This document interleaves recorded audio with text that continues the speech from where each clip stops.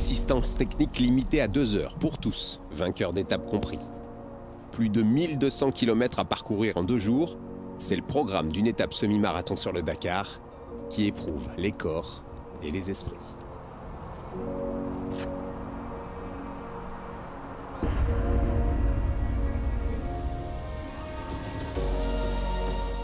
Je suis plutôt cabane, hein, si je suis honnête.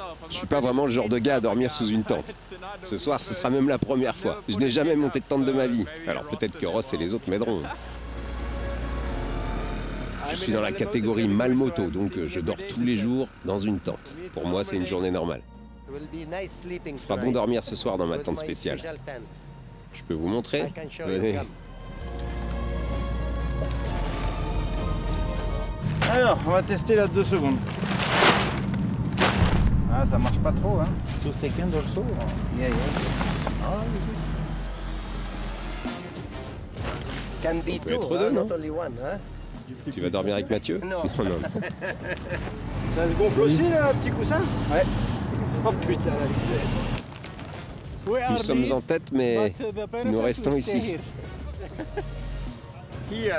Ici, c'est mon terrain.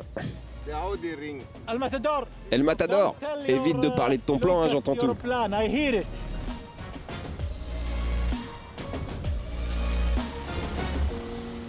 Le bivouac d'une étape marathon n'est pas forcément une partie de plaisir, mais certains auraient tout de même adoré le vivre.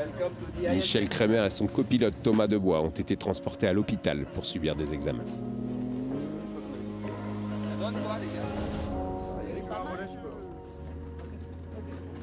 Voilà, ce qui s'est passé, c'est que nous avons planté l'avant de la voiture. L'année dernière, leur Century CR6 avait pris feu lors de la première étape. Ils étaient déterminés à terminer ce rallye, mais le Dakar est parfois cruel.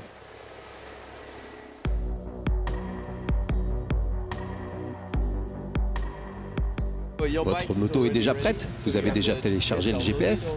Oui.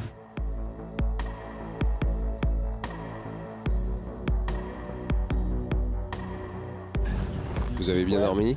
Très bien.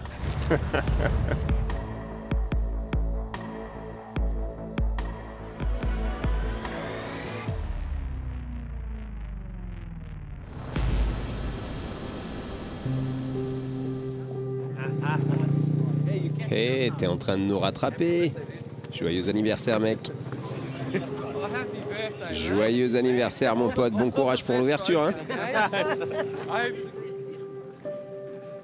Nous sommes tous des compétiteurs, mais dès que les casques sont mis, il n'y a plus d'amis. Nous sommes concurrents et nous voulons tous gagner. Le temps où nous sommes ici, sans casque, on aime plaisanter, rire ensemble. C'est toujours un bon moment et de bonnes personnes à côtoyer. Et tous les motards vont se retrouver ce soir puisqu'il n'y a eu aucun abandon dans la catégorie aujourd'hui. Route et piste menaient les concurrents d'Al Salamiya à Al Ofouf, 631 km au total, 299 de spécial, très roulante à condition de bien suivre le roadbook. La navigation de cette 4e étape a posé quelques soucis à certains. Toby Price, Daniel Sanders et Pablo Quintanilla notamment ont perdu un peu de temps aujourd'hui. Rien de rédhibitoire, mais ils ont tous les 3 rétrogradé un peu au classement. La spéciale était placée sous le signe de la vitesse et c'est Nacho Cornero qui s'est montré le plus rapide au guidon de sa Honda. Je suis content de la conduite, de la navigation et dans l'ensemble c'était une journée solide. Hein. Nous verrons comment ça se passe par la suite, mais nous sommes très heureux.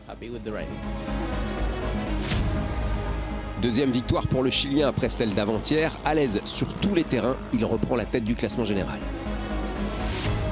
Comme la veille, c'est Ricky Brabec qui a pris la 2e place de l'étape. Heureux d'être là. J'ai roulé avec Kevin pendant peut-être 150 km aujourd'hui, donc c'était plutôt sympa.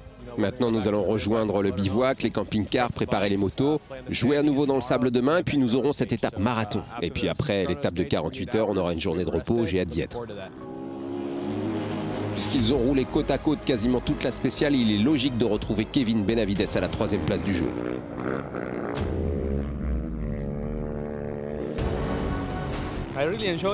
Ah, c'était sympa d'ouvrir la piste aujourd'hui. J'aime beaucoup. La journée était rapide, très rapide même. Mais il y avait pas mal de navigation. J'étais vraiment concentré sur mon roadbook. Kevin Benavides qui s'offre donc un podium pour son anniversaire au guidon de sa KTM, mais pointe toujours à la 4e place du général à plus de 15 minutes du trio de tête. Tobias Epster lui mène la catégorie Original by Motul depuis le premier jour, mais il est sous la menace d'une lourde pénalité. Je dois attendre ce qu'ils disent et ce serait dommage d'avoir 53 minutes de pénalité. Je vais travailler sur la moto, je verrai bien.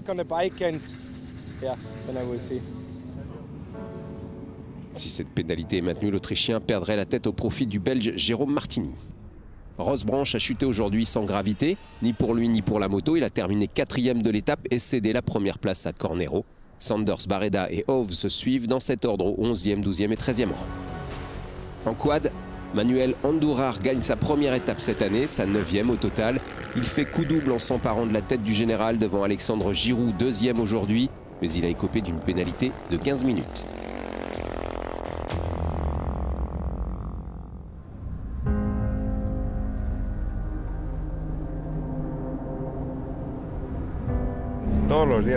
Chaque jour, on fait de notre mieux.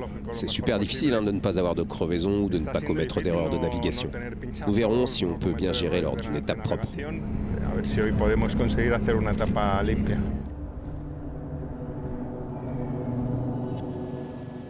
C'était une spéciale rapide aujourd'hui, une lutte au coude à coude avec moins d'aléas et de crevaisons à prévoir que ces derniers jours. Régulier depuis le départ, systématiquement dans le top 8, Carlos Sainz a pris la 4e place et reste 2e du général. Juste devant Nasser Al-Attiyah, qui a repris à l'espagnol un peu de temps aujourd'hui, le double tenant du titre finit 3e. Nous n'avons pas eu de crevaison ou quoi que ce soit, il fallait juste ramener les voitures au bivouac pour que tout soit prêt pour demain et après-demain. Al-Attiyah semble serein, il a mené l'étape un temps et semble gérer son affaire. Matthias Ekström et Emil Bergqvist étaient le 2e du général au départ, mais ils se sont un peu perdus dans ce paysage labyrinthique. Ils ont concédé 12 minutes et glissé à la 5e place du général. Le leader du rallye, Yazid Al-Raji, continue lui son sans faute avec Timo Godchak. Ils ont terminé 2e de la 4e étape et conservent la tête. Ça n'a pas été facile. Après 50 ou 60 km, nous avons pris les devants, puis on a eu une crevaison lente pendant environ 150 km. Nous avons continué ainsi et le pneu s'est dégonflé, mais tout se passe bien. Aucune crevaison pour Sébastien Loeb aujourd'hui, et sur ce genre de terrain, c'est la seule chose qui peut le ralentir. Victoire du Français, sa première sur ce Dakar 2024. Il n'a repris qu'une minute au leader saoudien.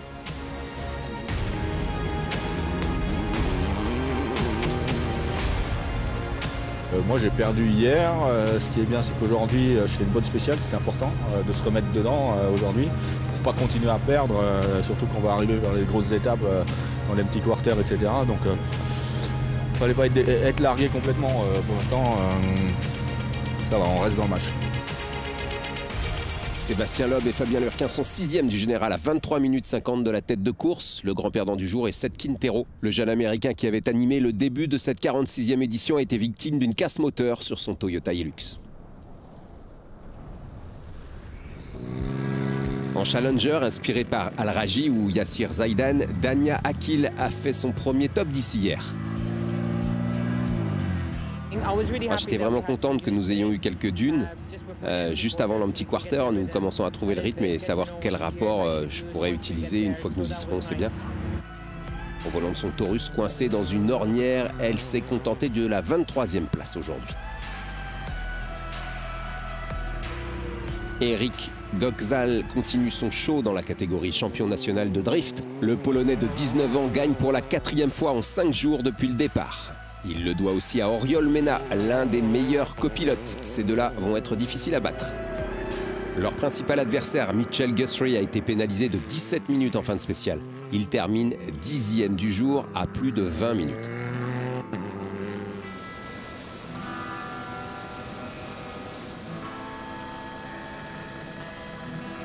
Eric Gökçal est toujours premier devant son père. Son oncle, 2e aujourd'hui, réintègre le top 10. En T4, des véhicules similaires mais plus proches de la série, João Ferreira, 3e dimanche, 2e lundi. Il gagne ce mardi devant Yassir Zaidan. Au général, le duo espagnol Fares-Ortega est toujours leader. En camion, enfin, la spéciale a été raccourcie pour des raisons de sécurité, ce qui n'a pas perturbé Janusz van Kasteren, qui a lui aussi gagné une 4e fois en 5 jours et repris au Tchèque Lopres la tête du classement général. Mercredi, la spéciale sera très courte, 118 km, mais en direction de l'Anti-Quarter, des points de passage bien cachés et une mer de sable devrait ralentir la caravane. Une liaison de 527 km est également au programme.